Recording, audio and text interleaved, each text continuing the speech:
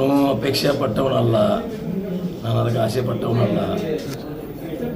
ನನ್ನನ್ನು ಗುರುತಿಸಿ ಕರೆದು ಸಚಿವ ಸಂಪುಟ ಕೊಡ್ತೀವಿ ಅಂತ ಹೇಳಿದರೆ ಯಾವ ಖಾತೆ ಕೊಟ್ಟರೂ ನಿಭಾಯಿಸುವಂಥ ಶಕ್ತಿ ನನ್ನಲ್ಲಿದೆ.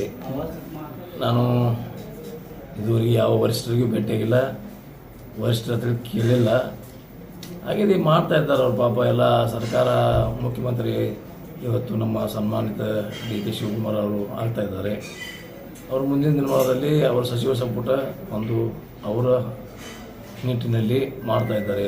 ಈಗ ನಾವು 140 ಜನ ಇದ್ದೀವಿ. 140 ಜನದಲ್ಲಿ ಮಾಡೋದು 33 ಜನ.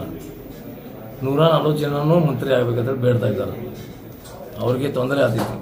ಅದಕ್ಕೆ ಅವ್ರಿಗೆ ತೊಂದರೆ ಆಗಬಾರ್ದು ತಡಿ ನಾನು ಹೋಗಿ ಏನೂ ಕೇಳಿಲ್ಲ. ಯಾರು ಶಾಸಕರು ಯಾರು ಸಚಿವರು ಬೆಂಬಲಿಲ್ಲ. One man show. ನಾನು ಟೈಗರ್, ನಾನು ಎಲ್ಲ. ಅದಕ್ಕಾಗಿ ನಾನು ಅಪೇಕ್ಷೆ ಮಾಡಿಲ್ಲ, ನಾನು ಕೇಳಿಲ್ಲ ಅಲ್ಲಿ ಹೋಗಿ. ಅದರದ್ದೇನು ನನಗೆ ಅವಶ್ಯಕತೆಯೂ ಇಲ್ಲ. ನಾನು ಅದು ಕೊಟ್ಟಲಿಲ್ಲ ಅಂದ್ರೂ ಸಮಾಧಾನ, ಅಷ್ಟೇ ಸಂತೋಷ ಇರ್ತೈತಿ. ಕೊಟ್ಟರೂ ಸಂತೋಷ ಇರ್ತೈತಿ. ನಾನು ಆ ನಿಟ್ಟಿನಲ್ಲಿ ಬೆಳೆದು ಬಂದಿಲ್ಲ. ನನಗೆ ಹೆಲ್ತ್ ಸರಿ ಇಲ್ಲ. ನಾನು ಇಂದು ಇವತ್ತು CLP ಮೀಟಿಂಗ್ ಐತಿ, ಶಾಸಕಾಂಗ ಸಭೆಗೆ ಬರೋದಿಲ್ಲ. ಸ್ವಲ್ಪ ಹೆಲ್ತ್ ಸರಿ ಇಲ್ಲ ಅಂತ ಒಂದು ಪತ್ರವನ್ನು ಕೊಟ್ಟಿದ್ದೇನೆ. ನಾನು ಪತ್ರ ಕೊಟ್ಟು ಬಂದಿದ್ದೀನಿ. ನಾನು ಇನ್ನೂ ಒಂದು 8 ದಿವಸ ಇಲ್ಲೇ ಇರ್ತೀನಿ. 8 ದಿವಸ ಆದರೂ ಬೆಂಗಳೂರಿಗೆ ಹೋಗಿ ಎಲ್ಲ ವರಿಷ್ಠರನ್ನು ಭೇಟಿಯಾಗಿ ಈ ಮತಕ್ಷೇತ್ರದ ಸಮಗ್ರ ಅಭಿವೃದ್ಧಿ ಕಾರ್ಯಗಳಿಗೆ ಭೇಟಿಯಾಗಿದ್ದೀನಿ ಹೊರತು ನನ್ನ ಅಧಿಕಾರಿಗಲ್ಲ.